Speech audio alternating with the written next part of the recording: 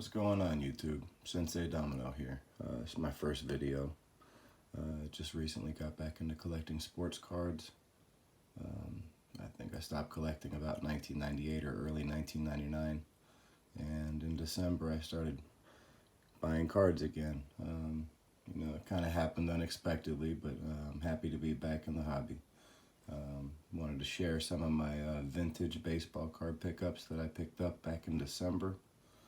And I'm going to start with this nice 1959 Sherman Lawler. He was a 9-time All-Star. Not quite a Hall of Famer, but he was one of the best catchers back in the 1950s. And he's very affordable, so I decided to pick this one up. Next, we have a card that I had when I was a kid. And this is a 1962 Orlando Cepeda. I don't know what I did with my copy, but it wasn't in this good a condition. The centering on the front isn't very good, which I've found seems to be common with this card. But still got nice sharp corners for a 1962. I'm happy with this copy. Next, we have a 1964 Karl Jastromski. When I got this card in the mail, I absolutely love the condition, and as soon as PSA gets their prices down, I'm going to have to send this one in. It's absolutely beautiful. I think this has got a shot at a 7. But we'll see. Absolutely beautiful. Next, we have 1967 Bob Euchre. I'm a pretty big fan of the Major League Series, or at least the first two. And Bob Euchre is absolutely hysterical in it. And, is a really good announcer for the Brewers as well. And never had a Euchre, and I just decided to pick one up. I think this is his last year. Nice card. Next, we have a 1968 Karl Yostremski. Yaz smashes 2 homers. Nice sharp corners. Centering's a little off on the back, but still really nice. Next, we have another card that I had when I was a kid. I think my 13th birthday or 12th birthday, my grandfather bought me this when I took a trip to Houston to see him. And I don't know what I did with my copy, but I wanted to pick one up as soon as I got back into collecting. And I really like this card. All right. Next, we have a 1970 Bill Buckner rookie. Centering's pretty good. It's got a little stain right there in the corner. A little bit of corner wear on the bottom. It's not too bad. But, yeah, nice card. And next, we have a 1973 Nolan Ryan. The centering isn't the best.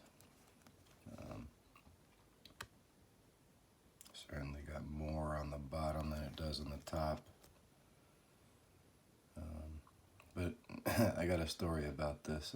Back in 1989, I went to a local card show, and I didn't have a whole lot of money, so I decided to take my 1986 Fleer Jose Canseco rookie with me to try to sell at the show, to try to get some extra spending money. And I went to a booth and tried to sell it. I was hoping to get $20 for it, but the guy at the booth only offered me $15, and I said, if you do 20, I'll go ahead and do the deal, and he wouldn't do it. So I ended up walking away.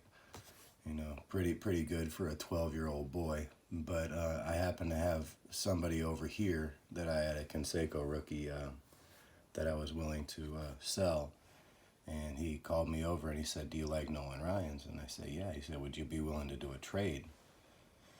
And so he pulls me off to the side, and he's got a briefcase. He opens it up, and he's got, I think he probably had every Nolan Ryan from the 70s. And, we started negotiating, and originally, I wanted to trade for the 1972, but he wanted me to throw in some extra money, which I didn't have. So we ended up settling on the 1973. And stupid me, I saw it as an opportunity to get my $20 from the booth that I previously tried to sell the Conseco for. And I walked this straight over that booth and said, "Would you give me $20 for this?" Which, of course, he did.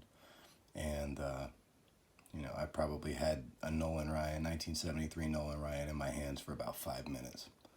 And it was gone. And I probably spent it on something stupid like a 1986 Topps baseball box or something. No idea. But I kind of wanted to right the wrong of my youth and pick this card up, add it to my collection, and hold on to it this time. So, I'm really glad I was able to get this, because, it's one of those, deals that you do that you come to regret, especially, I'm a Ranger fan, and, later on that year, he ended up joining the Rangers, and, made history. Next, we have a 1975 Frank Robinson. Centering is really bad on the back. Unfortunately, when I bought this online, they didn't have a picture of the back, so I was, kind of expecting it to be a little better than this, considering the centering on the front. But yeah, it's butchered, but it's got nice sharp corners. And I did have this one when I was a kid, rough corners and edges, and this is certainly a better copy. Next, we have another card from that set, Willie McCovey. It's got the same issues, but on the other side with centering. Ugh, this set is brutal with centering. But it's got nice sharp corners, and I'm a pretty big Willie McCovey fan, so I decided to pick it up.